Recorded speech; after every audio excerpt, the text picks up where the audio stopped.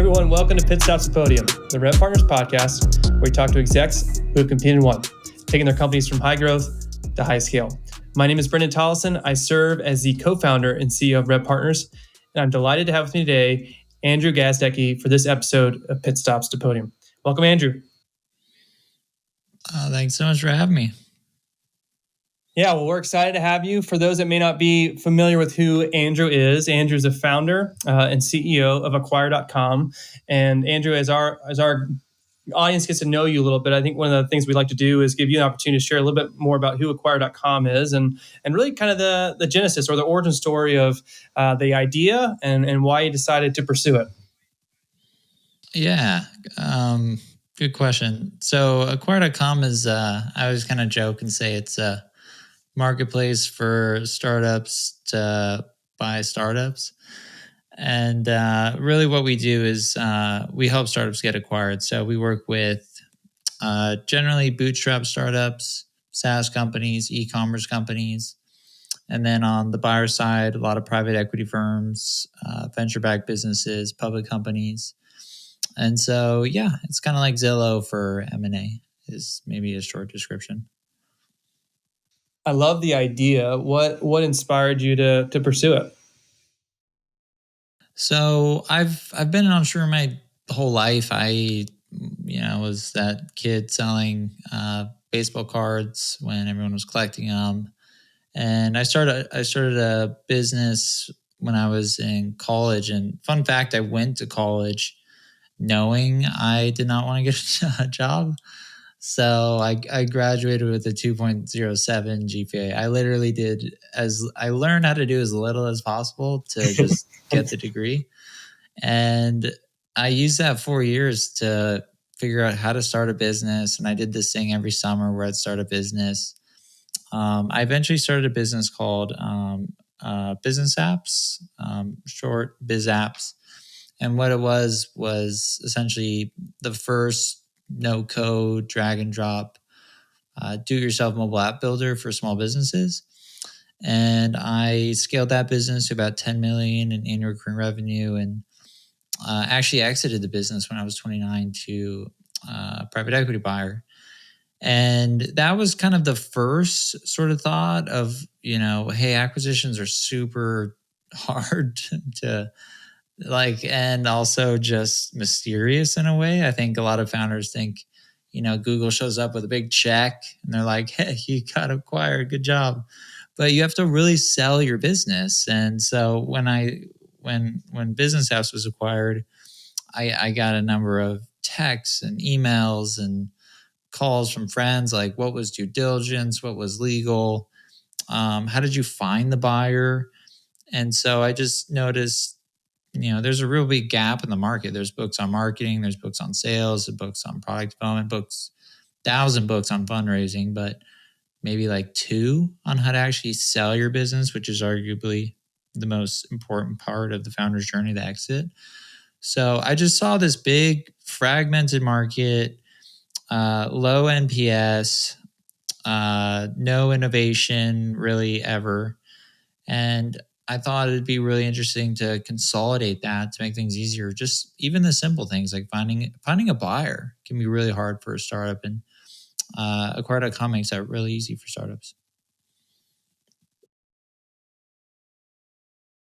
Yeah, that's really fascinating. I mean, I think to your point, it's interesting to see how kind of your passion for entrepreneurship, your experience, and just the gaps you saw in the market ultimately informed pursuing this, because you clearly understand and know the need based off your experience. And I think for those two, just listening to you, that may you've also sat in a seat from a revenue perspective, with I think it was a CRO at Spiff, right, who as of this reporting just launched a $50 million raise.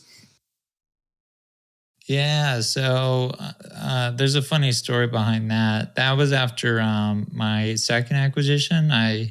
So when I was in due diligence with Business Apps, for some reason, I decided to start a crypto protocol company.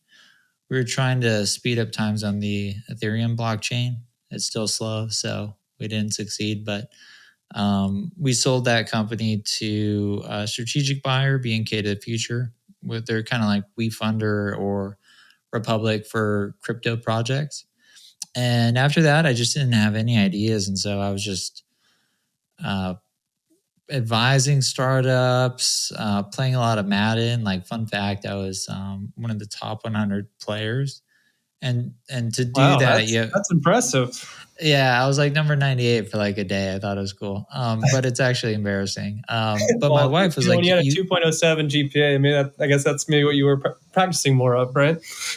Yeah, maybe that's my biggest accomplishment. But my wife was like, "What are you doing? Like, you need." And I like didn't want to start another company because you got to kind of chew glass and get the product market fit. I didn't really have any good ideas. I had an inkling about Acquire.com, previously MicroAcquire, but as I was advising different startups, mostly for free, I was talking to the chief product officer and the CEO at Spiff. I think they were like 15 people. And then what made me jump into that company was I heard one sales call and I was just said, "Hey, can I help?" And I came in, they had just let their previous hero go, sticky notes everywhere, nothing in a CRM, helped them build out their initial sales process, closed a number of their logo customers, because I understood the problem. I used their competitor exactly. Their competitor's name exactly, and there's also Calada's Cloud. And so at Business Apps, to give people a little bit more color on this, Spiff automates commissions for sales teams. So you have these big spreadsheets. A lot of companies have really complicated sales comp plans, and there's big clunky companies like Exactly and Calada's Cloud. And Spiff just had this beautiful solution. As soon as I saw it, I was like, "This is huge." We hated Exactly. We actually paid for it and stopped using it. So I was there for about 10 months. Once they raised their Series A, I left and then started working on Acquire.com. It's great. Yeah, it's exciting to see that news, and I'm sure that was something that you were proud of. And we had AJ Bruno, if you're familiar with QuotaPath, in that similar category on a previous podcast. So it's crazy how many people still use spreadsheets for that solution, and it's exciting to see how that category's evolved with the Exactly's, the Spiffs, and the QuotaPaths of the world. Well, let's generally we go into, Andrew, some of the personal fun facts, but I think you've already given us some good ones in terms of the gaming side, and you mentioned a little bit just in terms of always having this passion for entrepreneurship even during college. I think for you mentioned you're married. Any kids, or what do you and your spouse like to do for fun? I mean, we always try to go. So one thing I do, when I have a 3-year-old son, married, and a startup, and each one of those are just so important. And so I like right when this podcast ends, I'm going to go to lunch with my wife. Weekends are for the boy. I'm always hanging out with him. He loves the garden and paint. Really nothing too fancy. We don't play pickleball or anything like that. I know everyone's playing that right now, but we're pretty simple people. I appreciate that. You have it sounds like the priorities in the right place in creating space and rhythms for both work and family. And yes, guilty as charged. My wife and I play pickleball for a little day most weeks, so which has been a lot of fun. And we're trying to get our kids into a little bit more and more so that we can play more, which would be nice. Yeah, me and my wife saying, and I'll only say this on this podcast. You'll be the first. We'll always find like some sort of show to watch. Right now we're watching Better Call Saul, but sometimes I'll get roped in watching The Bachelor, and guilty pleasure. Hey, I love the drama. Well, you may I just saw there was a show on Netflix that you may be interested in because of Madden and baseball cards. It's like this. I can't remember. I can't remember his name. I should know because I've watched like 4 episodes. But it's a marketplace, and they get collector's items and then sell it. And it's a fun one to watch all these sports memorabilia that people are so interested in, sell for a lot of money, which I never thought was possible. I haven't seen it, but I'll definitely check it out. I just watched the Nike story. That's a good one. If anyone needs something good to watch. It's also, I don't know that one exactly, but I don't know if you've read his book, but that's a great book. Phil Knight's, I guess it's autobiography. It's a great story. Well, Andrew, let's pivot into the big idea and just, given your background, both as an operator and just an entrepreneur and building Acquire.com, there's so much we could talk about that would help our audience as they think through how to, scale their business. And I know one of the areas that you've had experience in and have done really well is, grow through content marketing. And so I'd love just to talk a little bit about that topic with our audience and getting your perspective. And I don't think the concept of content is anything new. But I guess more importantly, for those that are trying to dabble or trying to understand the benefit of it or why they should do it, maybe let's start there, just kind of contextual layer as to why invest in it, and we can talk about how they should, steps they can take in order to actually see benefit from it. Yeah, definitely. So from a high level, the way I think, most startups should really think is like a media company. You should have a podcast. You should have, a blog with really high quality content. You should be posting on social media regularly. You should be creating, industry data reports, because it's really easy to buy customer attention. And also very easy to copy that. So you have no defensible go-to-market when you're just doing paid ads and stuff like that. Because I can just look at your paid ad campaign and just do all the same keywords, just a copy.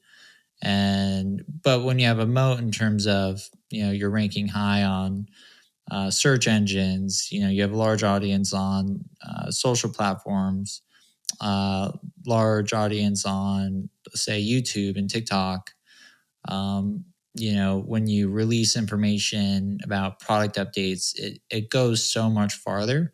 And I guess the way I think about, why content is so important today is really just the number of startups being built.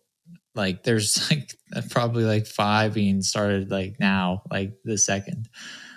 So with that kind of perspective, when we talk about companies like mine, Acquire.com, or your company, or really any company, you probably can name 5 direct competitors. But the way I think about competition is I'm not competing against those companies. I'm competing against customer attention. And so I'm always trying to figure out ways to earn customer attention rather than buy it. And that's why I always think just a content strategy in terms of thinking like a media company. And there's a lot of different ways to do that, but that's what people want to see today. They don't want to see ads. They don't want to see, just crappy ebooks where you got to enter your email to fill out a form to get it, and some sales rep cold calls you 10 times. There's a good book on this topic, Sell the Way You Buy, where you really just help customers through every aspect of the journey to buying your product, to, top of funnel, all the way down to, because you have, awareness, decision, evaluation, or awareness, evaluation, decision. And I believe there's 2 others in there, but, if you can hit on all those stages in your your buyer's journey. I say seller a lot because at Acquire.com, we work with a lot of sellers selling their businesses. You can help move them down the funnel. And, a good example of this is, let's say you have a sales team and no one's heard of your company. You can get a huge, huge, huge uplift in your cold email campaigns, in your cold calling campaigns, all of your outbound sales effort, if you start investing in content and creating a brand. So when people get that email or get that phone call, they've heard of you somewhat. There's a reason why Gong beat Chorus or why Outreach beat SalesLoft. And it's really, when I look at it, it comes down to the way they position their companies in the market. because their products essentially do the exact same thing. So technology is no longer a defensible moat, in my opinion. And so distribution really becomes the moat you want to focus on the most, and content is a big part of that. I wholeheartedly agree with that mindset of kind of thinking of it more from a media perspective, and the idea of earning versus buying, at least being the priority. And you don't want to be sold to. You just want, it's like how you want to experience it. And I think I think conceptually a lot of people would agree with that, but practically very few do it. And why do you think that companies have a hard time making that pivot? I mean, there's a number of different reasons. It's hard to track, direct attribution, especially in marketing. Like my favorite way to track, brand attribution is just how many people are searching your company name within search engines. But beyond that, it's hard to tie, specific pieces of content that, it's just harder to track, I think. And then also, more importantly, it's a longer term investment. You aren't going to see immediate results month one once you start creating content for your customers, educating them on top of funnel or bottom of funnel, whatever it may be. It's going to take time. It's going to take, because you want to create a piece of content, distribute it as many times and in as many places as you possibly can. So I think a lot of companies maybe avoid it for short-term performance rather than thinking about long-term performance. Because once you get that engine running, it truly can become, a very defensible moat, but it takes a lot of time. Any sort of moat takes a lot of time to build. And I think companies right now in particular are under pressure for, we need revenue in today rather than thinking about, we need pipeline in, 6 months from now that'll close in a year. So short-term thinking is my best guess. Well, I like the idea you just alluded to it a few times with that whole defensible moat concept, where there's actually this pivot going from technology more into the experience and with content distribution, however you want to categorize that, and using those examples of Gong and of outreach versus their competitors, or even take like Spiff or QuotaPath. I mean, a lot of that just comes into how the experience is working. I think to your point, and then to your point, the short-sightedness of like, hey, I'm being hired to drive results today, not like how do I create a 2-year, 3-year plan.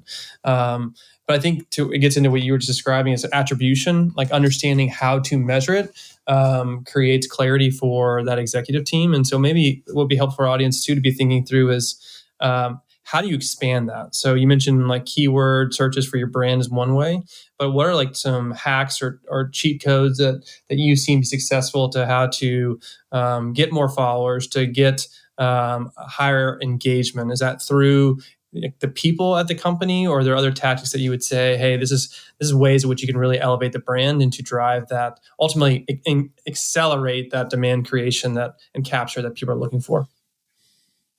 Well, I'd say the first thing, going back to Nike, I really believe that, companies today to stand out need to stand for something.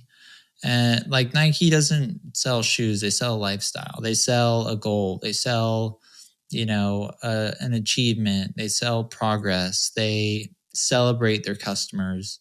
I think when you start thinking like that in terms of your brand, that's where you can have some like real breakthroughs in terms of, word of mouth spreading, taking customer success stories and celebrating them. And that could be, something as simple as, giving away swag or something like that when something awesome happens from a customer. Really just people know when you care about your customers. So in terms of, how do you drive, brand affinity? I believe that was your question, right? Like, how do you drive maximum brand affinity? It all comes down to just caring for your customer, and it's very obvious. Sometimes it could just be as simple as the CEO of the company answering support tickets once in a while, being close to the customer, or being involved in some of the largest, sales transactions or deals that are going down. things like that really add up and just show customers again that you care and that, you're a company that stands for something and that people be known. So that also kind of ties into storytelling. Like, why did you, like, you just asked me why I started my company. Why is that important? Why should other people care? And the more you can get people to care and be excited about your business, like, to kind of peel back the onion a little bit more on, acquire.com story and what we stand for. We believe that it's better to not raise venture capital, not try to build $1 billion business, because by statistics, you have a 0.01% chance. And so we're supporting the other 99.9% of other businesses being built today.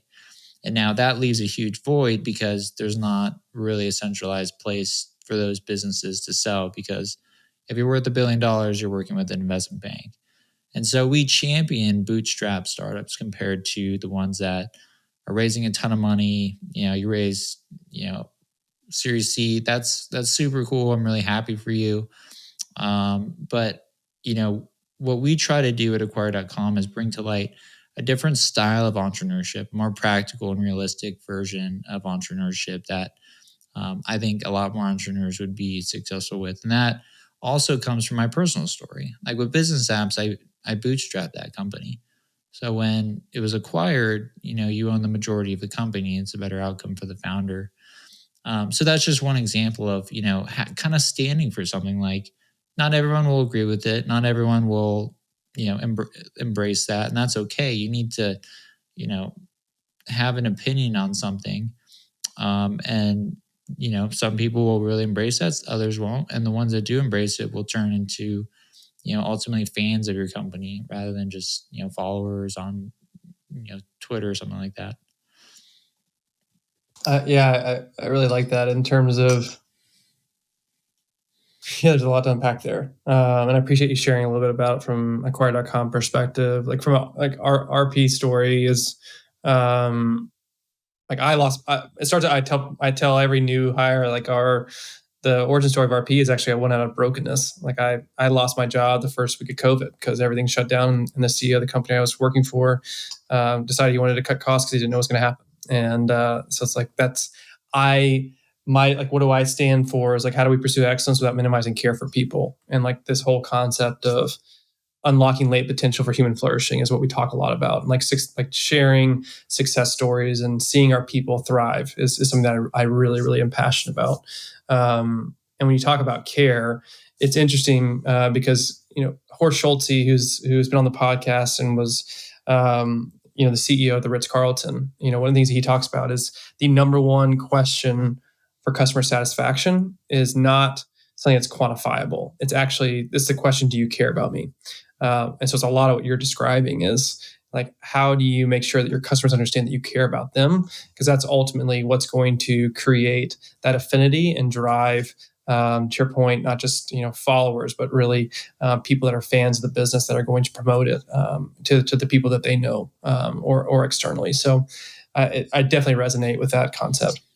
Yeah, funny enough, we actually talk about Ritz-Carlton quite a bit at our company in terms of providing Ritz-Carlton experience where we know our customers, we know them by name, we know how many times they've written into our support center, how many times they've called, because we deal with frequent buyers and we deal with frequent sellers as well. But again, that's another way to compete today is just having, like, be the Zappos of your industry. Have the best customer support, have phone support, have email responses within SLAs of like at least an hour at the most, have live chat. Like those things really, again, show customers that you care and you want to help them. Yeah, it's almost like just go the extra mile. This is one of those things that like Chick-fil-A talks about. But yeah, Horst Schulze has this line of like, we are ladies and gentlemen serving ladies and gentlemen.